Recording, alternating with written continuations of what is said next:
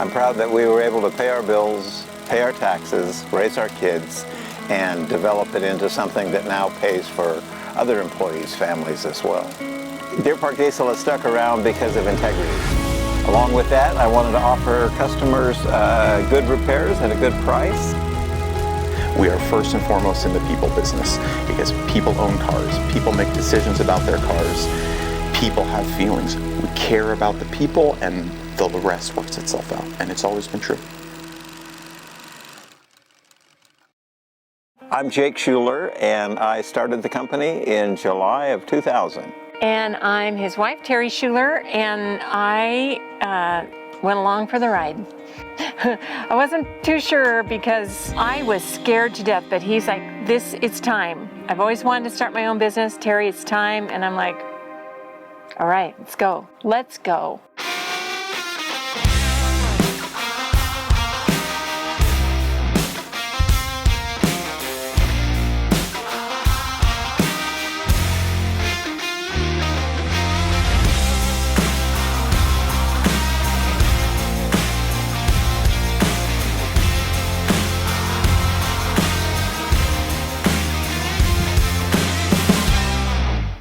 Deer Park Diesel started in a small garage on Crawford Street in Deer Park, and it was a garage like you would think would be attached to a house. Very small, had room for one vehicle inside, and that was in the year 2000. Thankfully, you weren't there very long because it was small and dirty. And shortly after that, we found a location around the corner on Park Street. And we were there for a couple of years.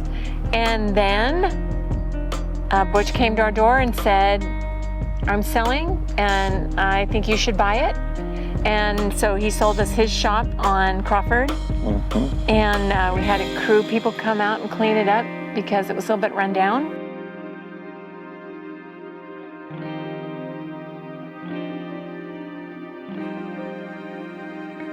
My goal was to pay my bills and not be told ever again that I didn't have work to do. So along with that, I wanted to offer customers good repairs at a good price. So it was just a natural fit in our community.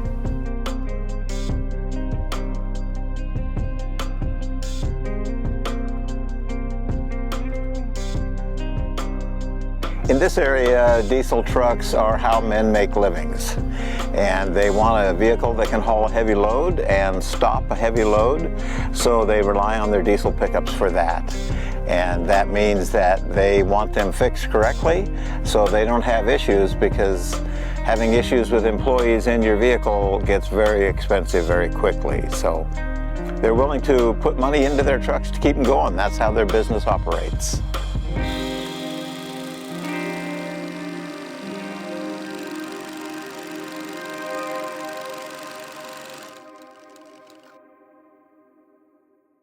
I think the general approach to automotive repair as an industry is that we're here to fix cars. And I think that's a misunderstanding of what's really important, because that's the what, but the most important part of how you manage and operate in this industry is how you deal with people. We are first and foremost in the people business because people own cars, people make decisions about their cars, people have feelings. We have feelings, and those feelings inform their decisions. And so if they don't feel like they can trust you, it doesn't matter if they pay for the repair and get it done, they may not come back, right? We're trying to build relationships. I think what makes Deer Park Diesel different has always been the approach we take to people first. We value the relationship, and honestly, and I mean this truly and sincerely, that I do care about the people before the problem. Like if we're not a good fit for you, or even if it's good for me to fix your truck, but it's not gonna be good for you, this happens sometimes. We'll have customers come in and it needs extensive repairs, and the truck's not worth it. And yeah, I'd love to fix it, right? Because that's how we make money, is what we do. But it's not good for you as a customer. You're going to be frustrated with this. You're going to spend more than the truck is worth, and you're going to walk away sore. And that is not a good feeling for me. I truly don't want that. I want what's good for people because I want to be treated that way. I want to trust that when I ask for professional advice from somebody, that they're going to consider what's actually good for me and not just what's good for them. So if you start from that point, it gets honestly pretty easy from that point. This is where the rubber meets the road when it comes to your values. When you talk about family, my dad always asked, and taught me to ask, what would I do if this was my wife's car? How would I treat this situation? Well, if it's my wife's car, right, I'm gonna take extra care. I'm not gonna skimp. I'm gonna make sure I have all the information before I make a decision, and I want the same thing for our customers. So that is, I think, really what makes us different. In the end, the work sells itself. We don't pressure people. None of my guys make commission or flat rate. We care about the people, and the rest works itself out, and it's always been true.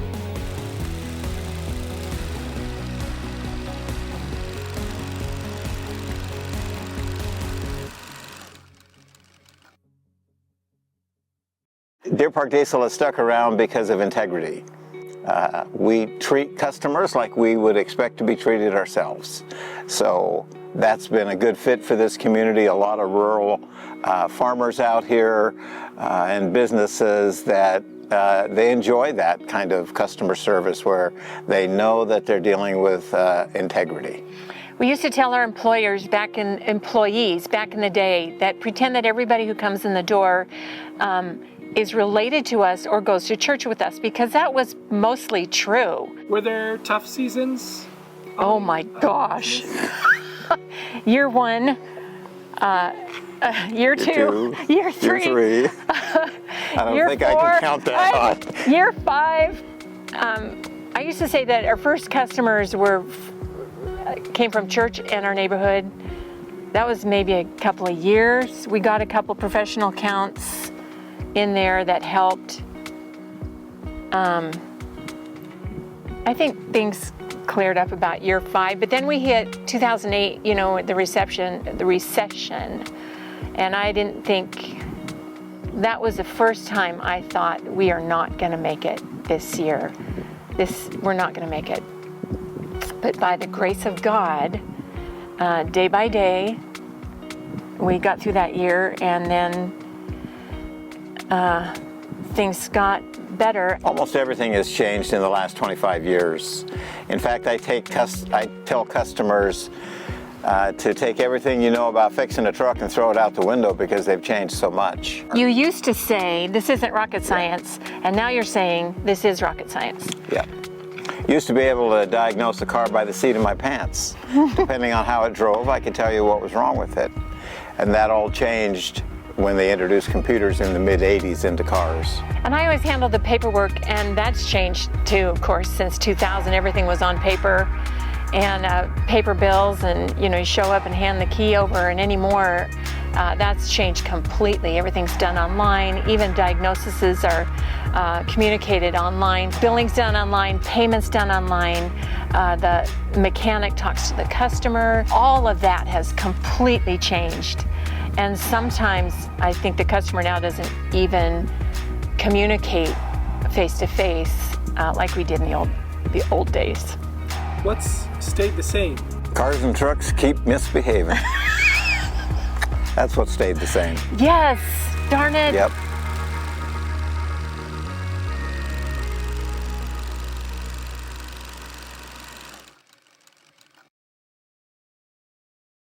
I'll say this, and I mean it sincerely, and I know this can be one of those things that people just say, but I am a very small part of an important part. I play my part, but there are some people here, particularly Alex Berge, our shop foreman, who really stepped in when my dad retired and has built everything behind. We differentiate by the glass door over here in the office. Everything behind the door is Alex's territory, and he has built an incredible reputation really, and a program that we operate off of for our talent. And so all of our guys get trained, taught, vetted by him. All of our quality control, all of our methods are developed pretty much exclusively by Alex. So that's huge, right? Alex is a critical part of what we do here, and he is truly on the mechanical side. He is the tip of the spear in terms of talent. We have a couple other great guys, Wayne and Chris, right now, who are just awesome people, great mechanics. They work hard and they're learning. So when it comes to talent, we're not looking for somebody who knows everything. I'm looking for somebody who is a good, fast learner.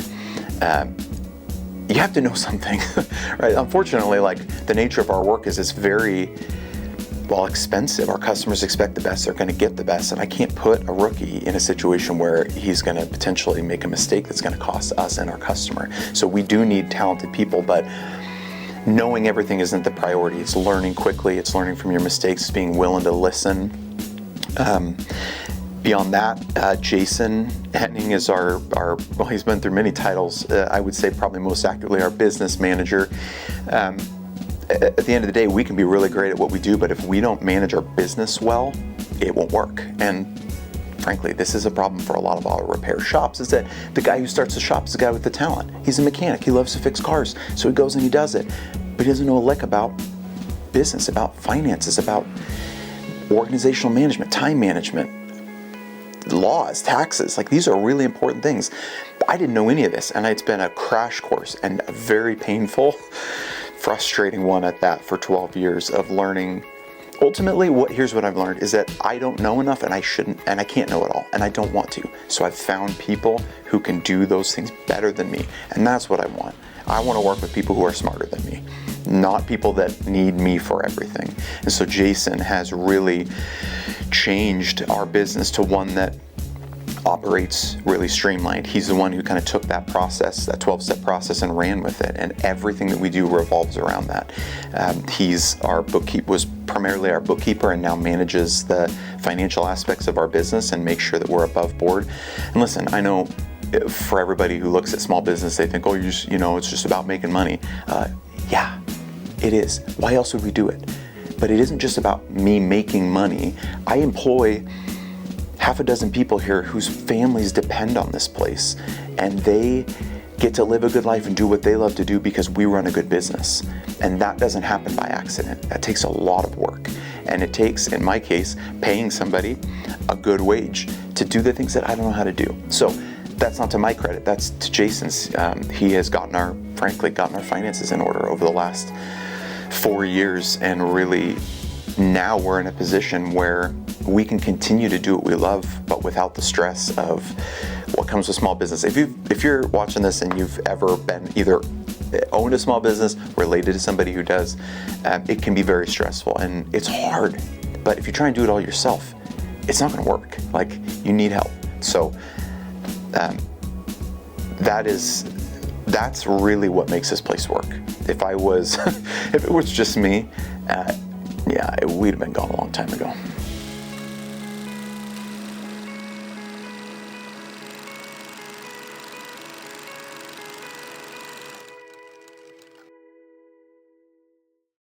We're still working on trucks that are 25 years old, right? So if they're still making new diesel trucks today, I would like to believe we have about at least 25 years of business left. I would say at this point, the best version of the future for me, 25 years down the road, is that we have the same great business model that's still serving people the same way, but meeting the needs of the world 25 years from now. That we continue to move, and maybe hopefully a little ahead of the curve, keeping an eye on the trends.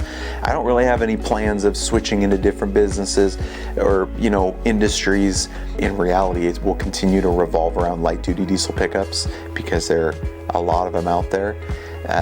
And I hope, honestly, what truly means the most to me is, in a perfect world, if I could have the same staff I have right now 25 years from now, and they could look back and say, what a great career I've had. I'm making more money than I've ever made. I work at a place that takes good care of me. I have all the freedom that I need to live a good life. I love what I do, and I feel rewarded and challenged every day when I go to work. Like, that is the biggest win. That's what I want for me. I don't need to, and I don't really want to go off and do something or retire early when I go and golf. I am learning how to golf. It is quite fun. But I could do it all day, and I don't want to.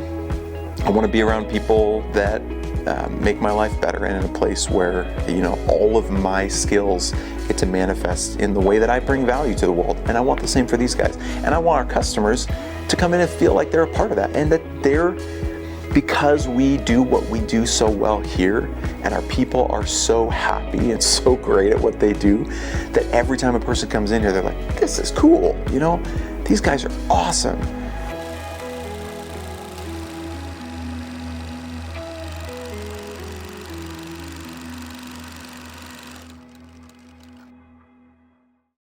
Most memorable vehicle would be a charter bus loaded with the band known as Supertramp. Back in the day, they broke down in the town I lived in, and I got selected as the guy that was going to rebuild that engine in that bus. Got them to their next concert on time, too. Was back in the day. Yep. What's the weirdest thing I've ever found? Oh, I found something that scared the life out of me. I opened the hood up on a truck, and there was a raccoon under the hood growling at me, looking right at me and growling. And it scared the life out of me. From my point of view, the most memorable was a bus that broke down at Walmart that had a family with 18 children on it, and somebody knew them who knew Jake and called him, and he drove to Walmart and limped that bus back to the shop. But they ended up staying with us for a couple of days. 18 children, very well behaved, side by side in the floor. They slept on the floor, all lined up. She brought food and fed them. It was quite astounding how well done that was. I could not have predicted that. So that was the most memorable because they came home with us that day. And I think I would have maybe relaxed a little bit more and freaked out less. There were decisions made early on that impacted our bottom line. Repair wasn't done correctly, or the part failed and the company wouldn't stand behind it, and the manufacturer, and so we would cover those costs because it was the right thing to do. And sometimes that really hurt us, financially. That hurt at the moment, but that always came back to us in the best possible ways. And there were reasons why we've had customers for 25 years, because they knew we stood behind our product. And so the money we might have given up then really came back to us later. So I think I would tell myself to relax over some of those things, do the right thing regardless of what it cost in the moment, because the eventual payback would be substantially more beneficial. I'd say thank you for trusting us with your vehicles. We know it's a huge expense, not just the repairs, but the cost of vehicles up front, and we value your trust.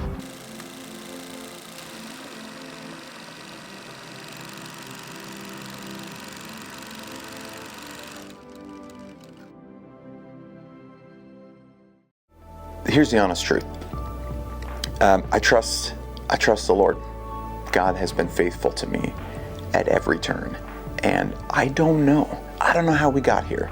And here, some days doesn't feel like it's anywhere, but it's much different than it was when we started. I grew up in the church, and this has been working with family and working with other people has been a true test of faith in a lot of ways, and God has been faithful through all of this. So I would say the honest answer is everything I've learned is, I believe, things that God has been teaching me at every moment. And yeah, it doesn't intersect, it runs parallel with my life. My family's going through it with me. And that's highs and lows, man. I mean, some days it's great. There's been a lot of very low times. So, oh man, I try not to get emotional, but it's true, this is just life, right? Like, life is not just about what makes you happy. It's about what helps you grow. And if we're doing a good job, we're growing, and that's painful. Growth is painful a lot of the time. I am honestly very proud of it. I am. In fact, one of my people just this morning said, I'm legitimately proud to work here because of the way that we were dealing with the situation, which is difficult for the customer and difficult for us, but we're going to figure it out. We always do. And we operate by the same principles, and that inspired that sentiment of like, I'm proud to work here because of the way that we are handling situations like this. I believe, as a believer, as a person, a man of faith, most days, that like if we choose to honor God with our choices, like He will take care of us. This is not a give and take transactional relationship, but I believe, and we have always operated. Our Wi-Fi password here is called business by the book. Free tip for you if you ever come in, business by the book, zeros instead of O's. But that is a book that my dad read once, and that's really the kind of foundational to how we do what we do, is that we operate by biblical principles. Now, I'm not going to preach at you if you come in here, don't worry, but that is really where a lot of this stuff comes from, that golden rule mentality, a lot of sacrificial living and believing that if we, make the tough call in the moment, even when it's expensive, which usually it comes down to money and time, that it will sustain us in the long run, that God will provide when we need it, and He always has. At the end of the day, we're going to do whatever we do, we're going to do well. I don't care that much about what we do. I care a lot more about how we do it and why we do it.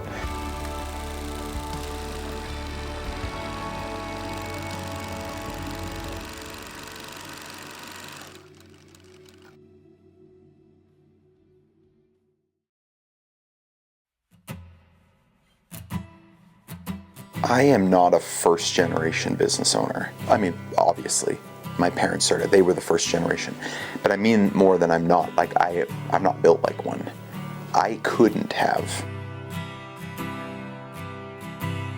I don't think if I were my dad, I could have done what he did. And so I'm thankful for that. My parents did give me an opportunity to take that from where they left it, and to take and play my part, which is the second generation. I am so thankful that my parents were willing to stick it out, because there were years there, my mom said at the beginning, that the church kept them in business because they would bring their cars in to get fixed, even if they didn't need to, just to give them some work. It's hard to start a business, and it was at that time. They endured the recession in 2008. There's been hard times, and those are times when they're refinancing the house and making decisions that I haven't had to make. And I'm so grateful for that, because I don't know if I could do it. I don't have to answer those questions. I have my own challenges, my own questions that I have to answer. Those aren't them. And so I'm grateful that they not only were willing to play the part that they needed to play, and that they believed that God lined up and asked them to play, but then also were willing to acknowledge when that part was played out, or maybe when their time came to step out of the way. It was hard, but my dad did. For him to let me make this my own, to step into my God-given role as the next generation of this business, and I think that's worthy of praise. For whatever this is now, it wouldn't be here at all if it weren't for them. I'm thankful for my parents for taking that risk, and my dad and my mom, they persevered, right? Like, they just kept on going. They took care of us when we were kids, and they gave us what we needed, and now here we are. So, thanks, Mom and Dad.